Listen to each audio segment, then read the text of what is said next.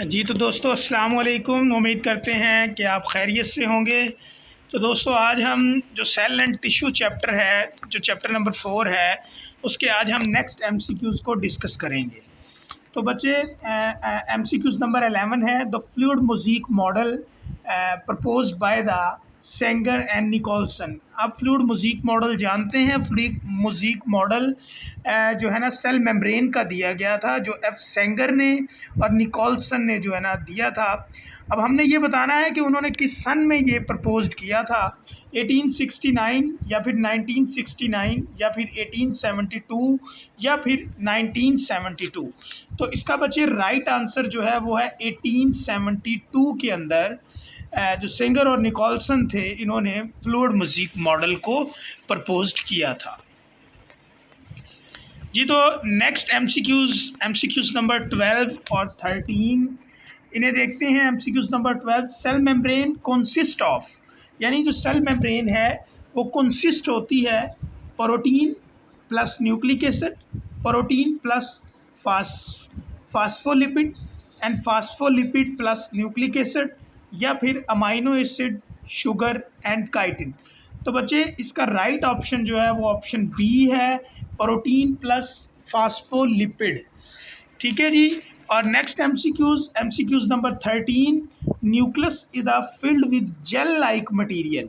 जो न्यूक्लियस होता है जेल लाइक मटेरियल से फिल्ड होता है, उसे हम क्या बोलते हैं? न्यूक्लियर जेल बोलते हैं, क्रोमोटिन नेटवर्क बोलते हैं, न्यूक्लियोप्लाज्म बोलते हैं, न्यूक्लियोलस बोलते हैं। तो राइट ऑप्शन है न्यूक्लियोप्लाज्म। जो जेल लाइक मटेरियल होता है न्यूक्लियस के अंदर, वो न्यूक्लियोप्लाज्म होता है जी। तो एमसीक्यूज़ नंबर 14 के अंदर क्या है जी? इनकरेक्ट स्टेटमेंट बतानी है आपने न्यूक्लियर मेम्ब्रेन के बारे में। न्यूक्लियर मेम्ब्रेन के बारे में incorrect. It is a double layered membrane, it cover nucleus in all organism and it has pores या नॉट।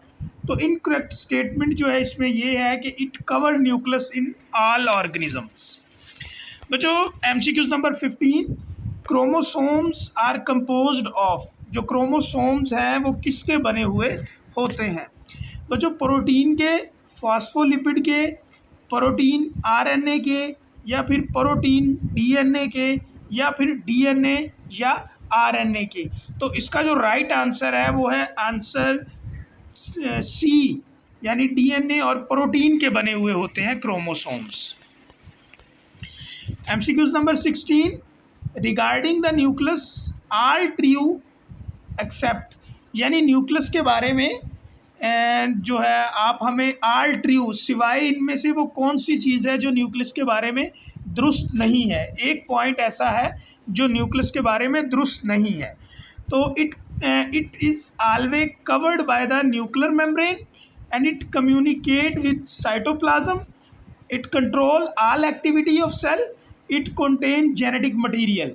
बेटा जो ऑप्शन नंबर ए है वो जो है आप कह लें कि ये ट्रू नहीं है, बाकी सब ट्रू है, क्योंकि न्यूक्लियस ही सेल की सारी एक्टिविटी को कंट्रोल करता है, जेनेटिक मटेरियल भी रखता है और कम्युनिकेट भी करता है साइटोप्लाज्म को।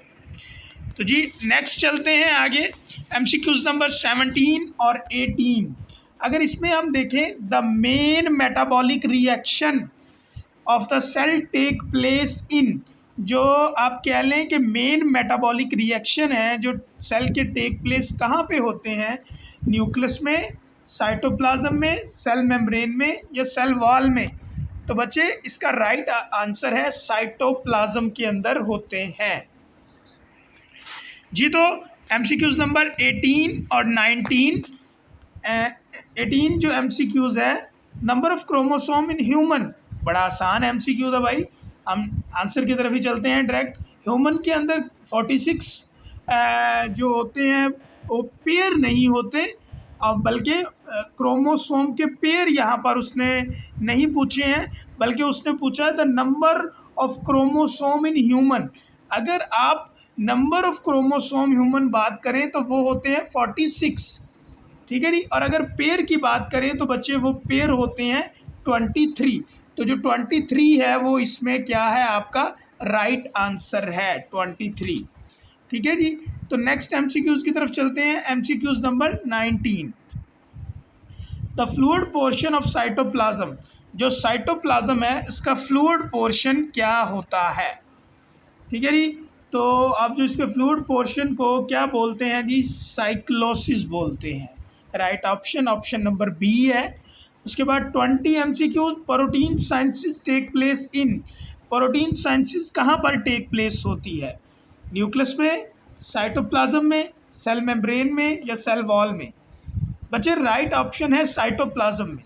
और कौन करता है, यहाँ पर ये बात भी याद रखिएगा जी, तो राइबोसोम करते हैं। कौन करते हैं, राइबोसोम करते हैं, ठीक है जी।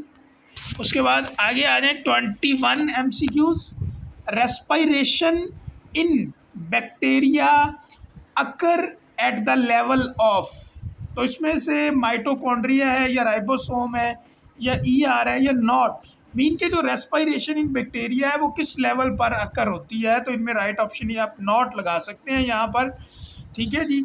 उसके बाद अगर आप एमसीक्यूज नंबर 22 की बात करें तो इसमें इनकरेक्ट स्टेटमेंट बतानी है आपने, किसके मतलब, माइटोसिस के मतलब इनकरेक्ट स्टेटमेंट।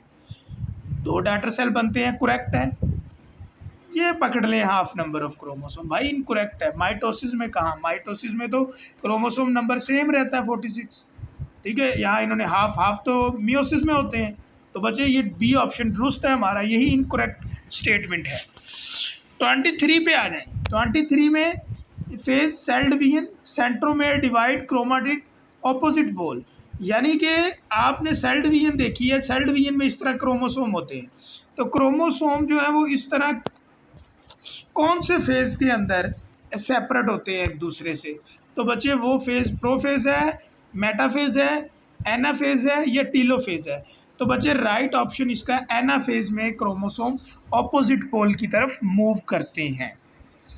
तो इस तरह की मज़ीद आप वीडियो, मज़ीद एमसीक्यूज़ को पढ़ना चाहते हैं एमडी कैट को लेकर या आप पीपीएससी को लेकर या एफपीएससी को लेकर, तो आप हमारे चैनल को सब्सक्राइब करें ताकि हर नए आने वाली वीडियो आप तक बआसानी से पहुंच सके।